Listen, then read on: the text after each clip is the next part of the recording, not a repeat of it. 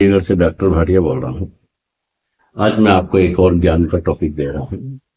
काफी लोग पूछते हैं कि जप में और ध्यान में अंतर क्या है। जप यानी पंजाबी में जाप भी कहते हैं, वाणी का जाप भी होता है।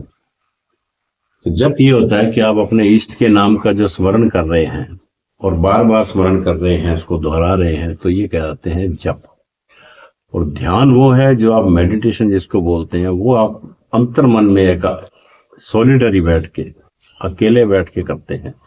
खासतौर के सुबह के समय करते हैं जब पक्षियों की चहचहाहट होती है। उसमें आप जो अंदर ही अंदर जो करते हैं जब, वही ध्यान बन जाता है। इसी को मेडिटेशन कहते हैं। कुछ लोग ये भी कहते हैं कि सांस का आना और सांस का जाना, एक सांस गई और दूसरी बाहर आई, ये भी मेडिटेशन है। इसको भी ध्यान कहते हैं।